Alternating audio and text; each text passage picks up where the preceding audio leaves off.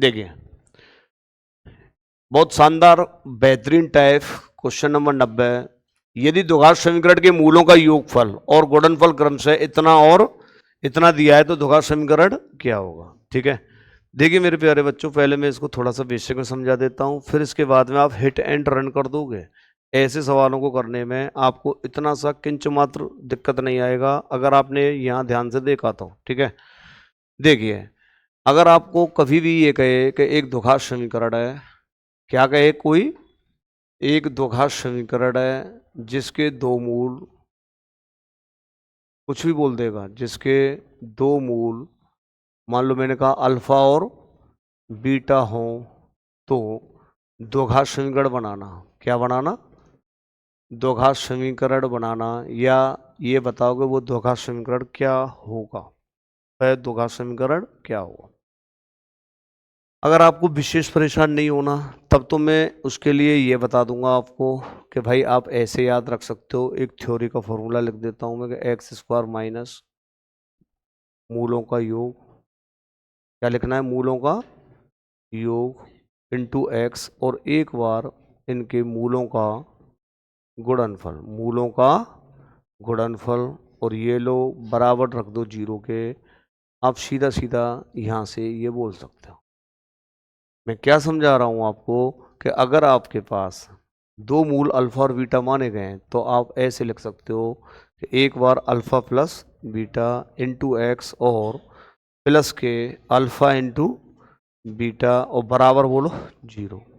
अगर अब इसमें कोई एकदम सामूहिक रूप से आपको मूलों का योग ही दे रहा है या मूलों का गुणनफल दे रहा है तो इसका मतलब है कि आपको वो अल्फा और बीटा अलग अलग नहीं दिया है, वो मूलों का योग दिया है और बोलो मूलों का गुणनफल। ठीक है, तो यहाँ इसी चीज को जब अल्फा और बीटा दो मूल बोल देता है तो हम अल्फा प्लस बीटा लगा लेते हैं और यहाँ क्या लिख देते हैं, अल्फा इंटू बीटा।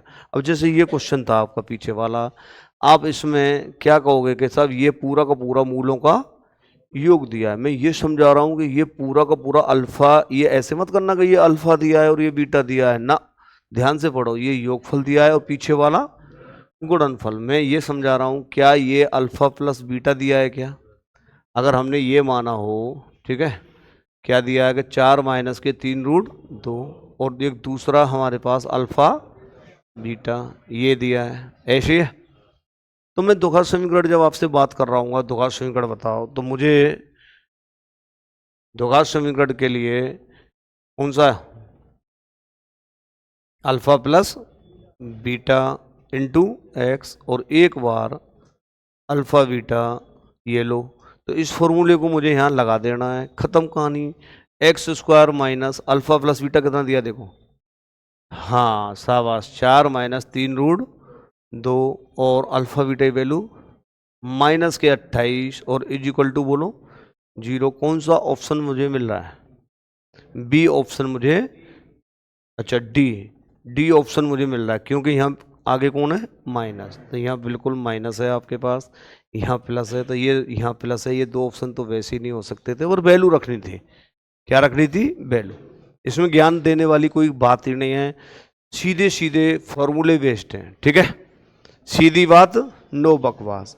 कई बार वो क्या करता है, दो मूल भी दे देता है अलग अलग, अल्फा और बीटा, तो इसलिए यहाँ से तुम थ्योरी में भी बना सकते थे इस क्वेश्चन को। आपको अल्फा बीटा लिखने की जरूरत ही नहीं है, जब सीधा सीधा कोई यूँ कह रहा है कि ये मूलों का योग दिया है और ये मूलों का गुणनफल दिया है, हाँ या ना, खत्म कहानी। अगर अब आप में से कोई आधा मिनट इस बात के लिए लेना चाहे कि भाई ये फॉर्मूला बना कैसे, तो थोड़ी सी मैं हिंट दे देता हूँ, ध्यान से देखिए। अगर मेरे दो मूल, ध्यान से देखना, अल्फा और क्या है, बीटा, तो इसका मतलब है एक एक्स का मान अल्फा रहा होगा और एक एक्स का मान मेरे पास क्या रहा होगा, बीटा। और तुम में से कितने बच्चे ये जानते हैं कि अगर अल्फा दिया है मूल तो क्या मैं इसको एक्स माइनस अल्फा बराबर जीरो लिख दूं, और दूसरे को मैं एक्स माइनस बीटा बराबर जीरो लिख दूं। ये दो हमारे पास में क्या फैक्टर निकल के आ गए क्या।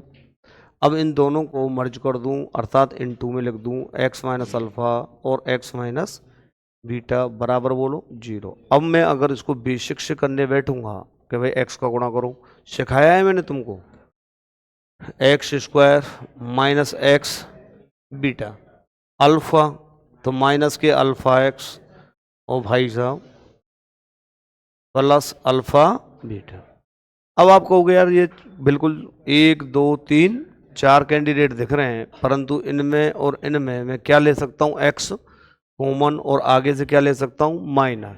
तो बस इतना सा सजा के लिखना है इसे कि एक्स स्क्वायर माइनस के, और यहाँ से मैंने जब कॉमन ले लिया होगा, ध्यान रखना पीछे से लिख दो भले कोई फर्क नहीं पड़ता, एक्स कॉमन लिया है आगे लिख लो एक्स को, या यहाँ बच जाएगा बीटा और यहाँ क्या बच जाएगा, अल्फा। तो इसको मैं थोड़ा सही से लिख देता हूँ क्रम में, अल्फा प्लस बीटा, और अंत में क्या है, अल्फा बीटा, और बराबर क्या है बोलो, 0।